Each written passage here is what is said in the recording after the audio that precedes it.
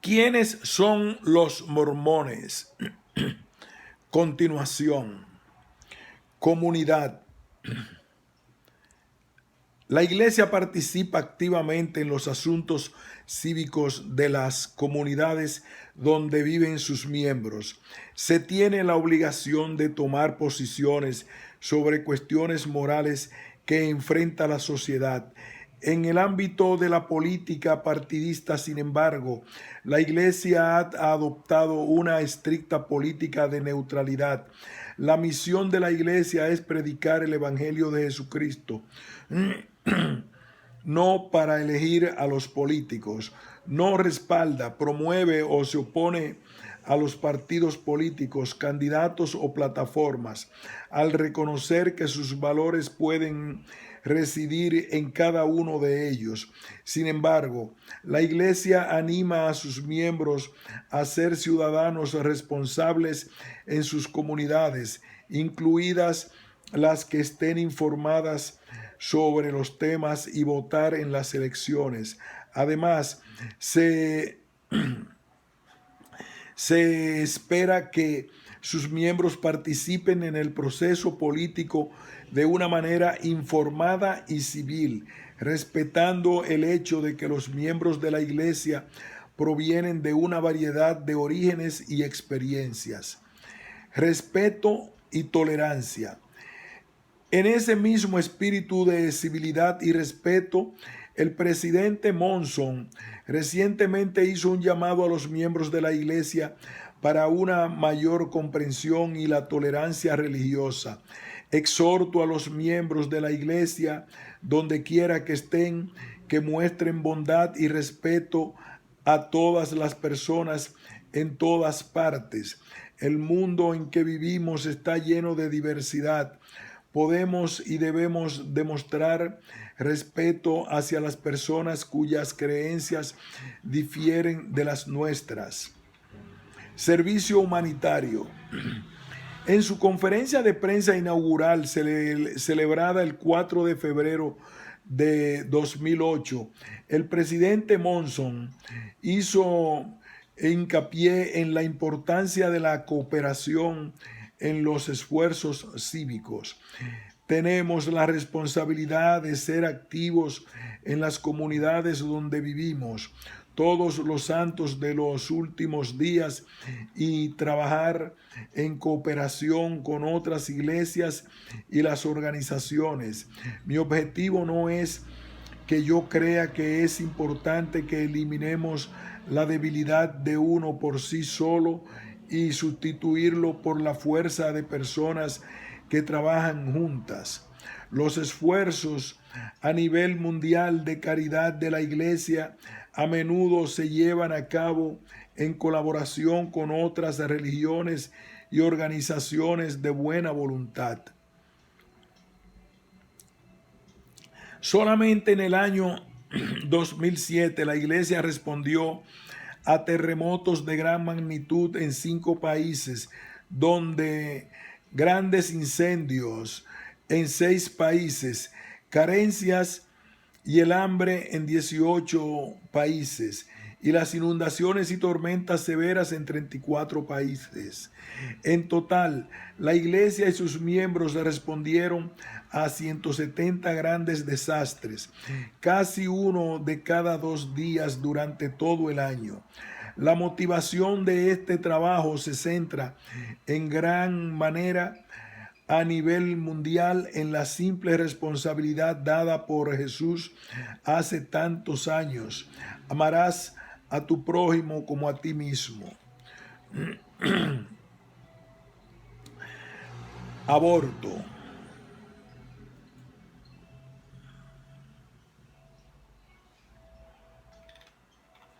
La Iglesia de Jesucristo de los Santos de los Últimos Días cree en la santidad de la vida humana. Por lo tanto, la Iglesia se opone al aborto electivo por motivos de conveniencia personal o social y aconseja a sus miembros que no se sometan a un aborto, ni que lo lleven a cabo, ni que paguen ni hagan arreglos para que se realicen tales abortos. La Iglesia concede posibles excepciones a sus miembros cuando el embarazo es el resultado de una violación o un incesto, o un médico competente determina que la vida o la salud de la madre está en serio peligro, o un médico competente determina que el feto tiene defectos graves que no permitirán al bebé sobrevivir después del nacimiento. La Iglesia enseña a sus miembros que incluso estas raras excepciones no justifican el aborto en forma automática. El aborto es un asunto sumamente serio y debe considerarse solamente después de que las personas afectadas hayan consultado con sus líderes eclesiásticos locales y sientan mediante la oración personal que su decisión es correcta. La Iglesia no se ha mostrado a favor ni en contra de las propuestas legislativas ni de las manifestaciones públicas en cuanto al aborto.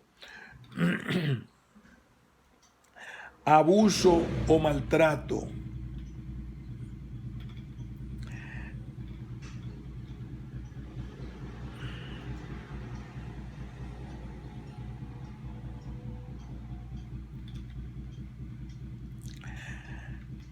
El abuso o maltrato de un niño despierta en nosotros un amplio espectro de emociones profundas, imposibles de describir adecuadamente. Tal vez la razón por la que ese crimen nos conmueve tanto sea porque recordamos lo que es sostener por primera vez a nuestros propios pequeños y experimentamos el extraordinario sentimiento de amor y el más profundo instinto paternal de cuidarlos, enseñarles y protegerlos. Es espantoso y casi inconcebible que alguien pueda lastimar a un niño. Es el colmo de las traiciones.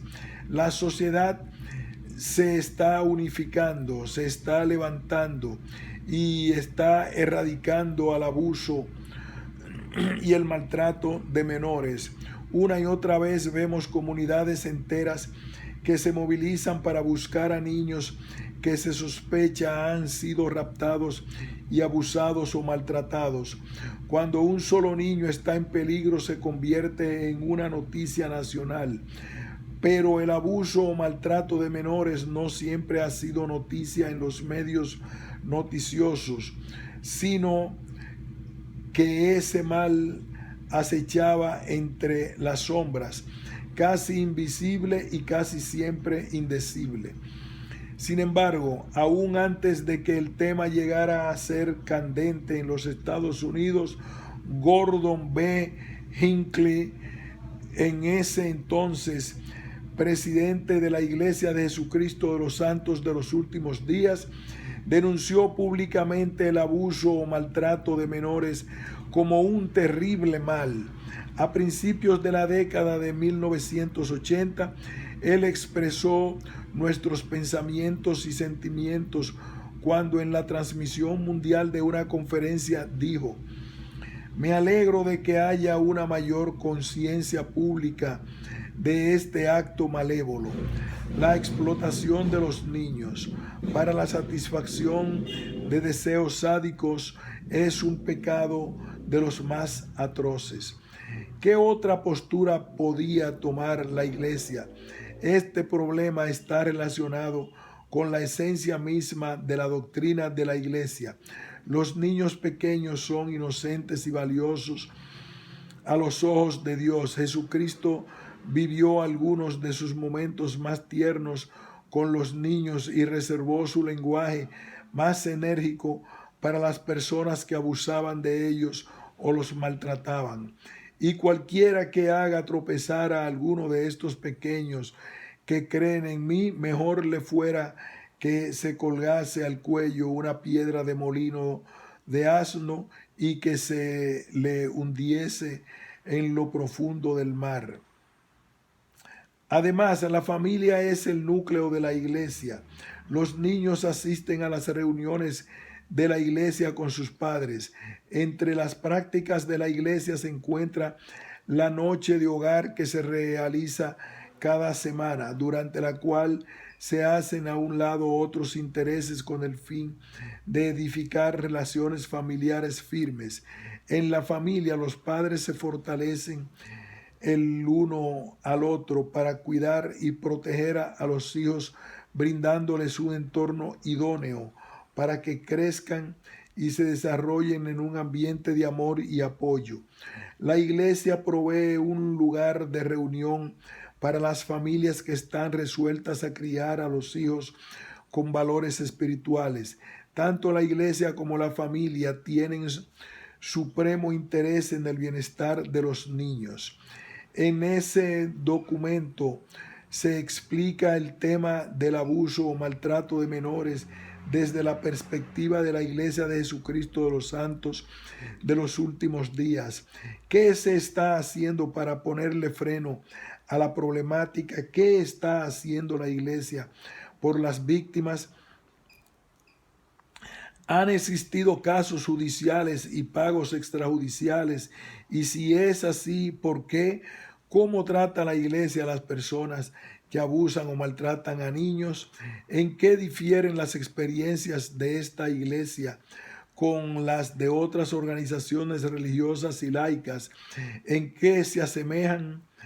En estas páginas se examinarán las respuestas a estas preguntas.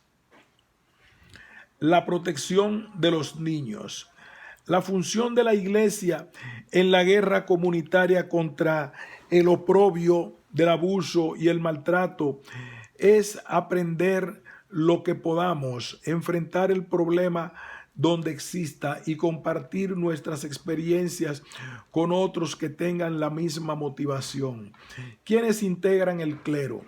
La iglesia tiene un clero laico, es decir, que no tiene formación académica religiosa formal.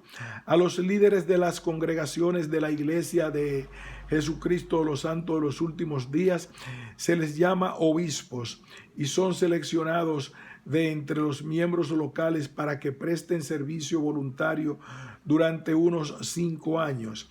La mayoría de ellos ha vivido en la comunidad por mucho tiempo y considera a los miembros de su congregación como amigos personales y vecinos.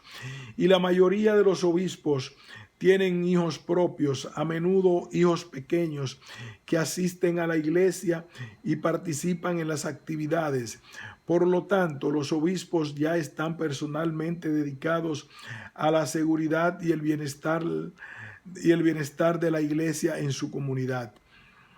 Cuando un abusador de menores representa un peligro para la congregación, los obispos no tienen ningún incentivo, ni financiero ni de ningún otro tipo, para hacer otra cosa que no sea proteger a la familia de la iglesia como protegerían a su propia familia.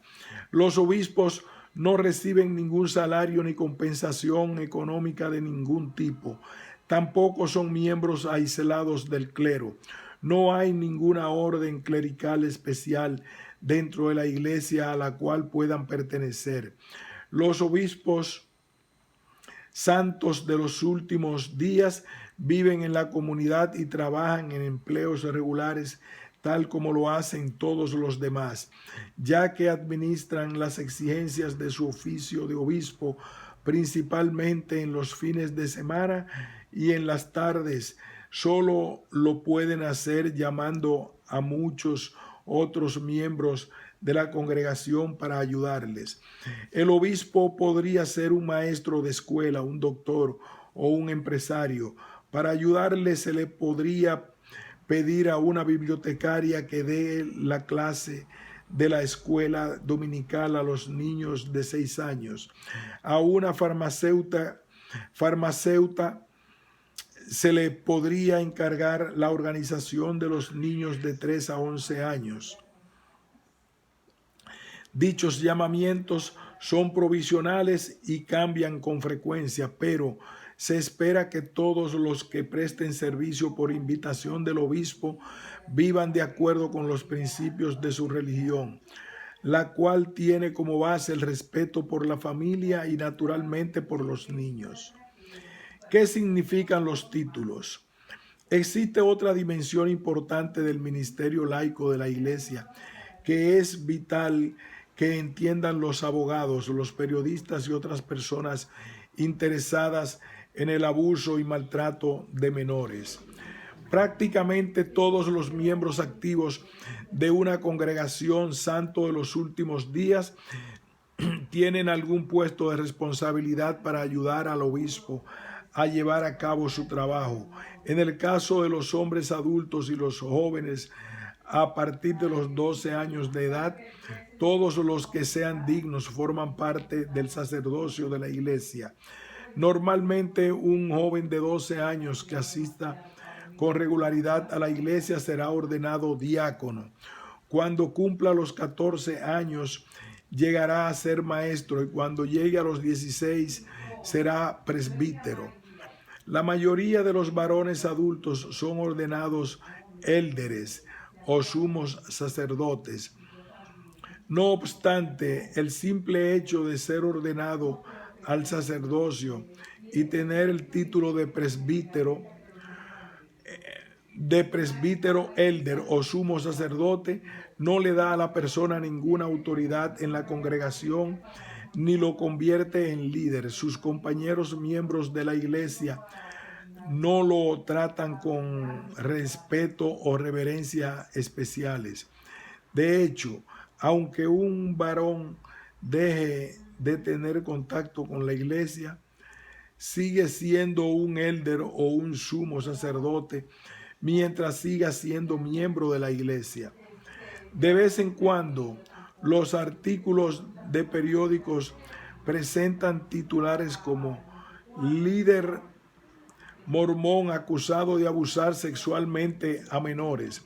Algunos fiscales acusadores son conscientes de que al usar títulos como sumo sacerdote dan la idea de que se trata de alguien con mucha autoridad que ha hecho algo al margen de la ley, magnificando así el impacto en los jurados o en los medios noticiosos. Esa aseveración es falsa. Aunar a los miembros para poner un alto al abuso y maltrato de menores, una congregación santo de los últimos días es como una gran familia, un grupo de personas que trabajan unidas con un espíritu de apoyo mutuo. Por mucho tiempo, la iglesia ha instado a las familias a hablar del abuso y maltrato de menores y de informarse de cómo reconocer y prevenir tales tragedias. A partir de 1976, la iglesia ha publicado más de 50 artículos en periódicos y revistas para condenar el abuso y el maltrato de menores o para informar a sus miembros al respecto. Los líderes de la iglesia han hablado del tema más de 30 veces en conferencias mundiales de la iglesia y es un tema de una lección que se enseña con regularidad en las reuniones dominicales. Además, la iglesia ha elaborado extensos materiales de capacitación y videos que se utilizan para capacitar a los líderes de la iglesia sobre la manera de detectar el abuso y brindar la respuesta pertinente.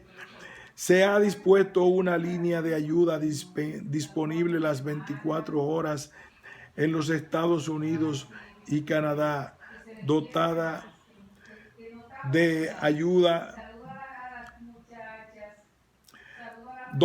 de asesores profesionales que brindan consejos personalizados para que los líderes locales puedan tomar las medidas adecuadas en cada caso.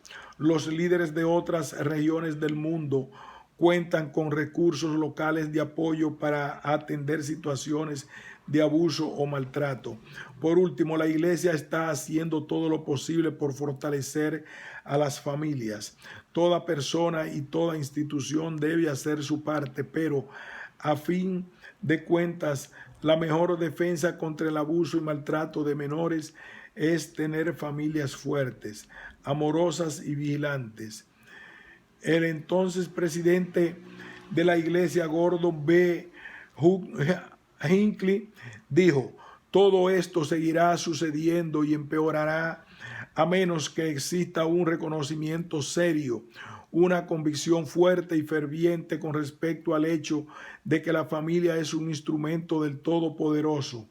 Es su creación, es también la unidad básica de la sociedad. Ayuda para la víctima. Algunos que critican a la Iglesia de Jesucristo de los Santos de los últimos días han alegado que la Iglesia pone en último término las necesidades de la víctima. Algunos informes más extremos incluso sugieren que la Iglesia quizás hasta rechace a las víctimas por haber puesto en vergüenza a los líderes de la Iglesia.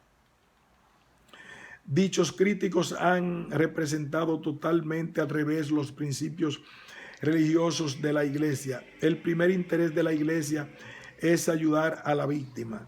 La naturaleza de los cristianos es servir y amar con compasión a los que sufren la agonía del abuso y el maltrato.